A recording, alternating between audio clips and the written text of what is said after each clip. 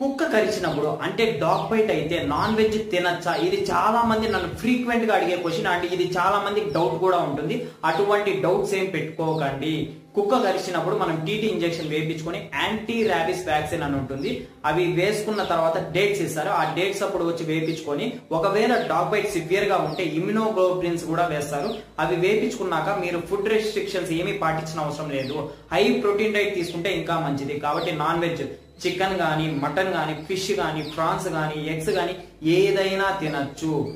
Dog bite కి veg కి non veg కి సంబంధమే లేదండి. కాబట్టి ఫుడ్ రెస్ట్రిక్షన్స్ అవసరం లేదు. మీరు యాంటీ ర్యాబిస్ వ్యాక్సిన్స్ వేయించుకుంటూ ఉంటే, కంప్లీట్ గా హై ప్రోటీన్ డైట్ తీసుకుంటే ఇంకా వూండ్ తొందరగా హీల్ అయిపోతుంది, బెటర్ ఇంప్రూవ్మెంట్ ఉంటుంది. ఓకేనా? ఇటువంటి డౌట్స్ ఏదైనా ఉంటే మీ ఫిజిషియన్ ని కన్సల్ట్ అవ్వండి. ఆ డౌట్స్ అన్ని పోతాయి. అండ్ మీ మైండ్ లో ఏదైనా ఆలోచనలు తిరుగుతుంటే దాన్ని పక్కన పెట్టేయండి. ఓకేనా? Mukesh Nayak signing of.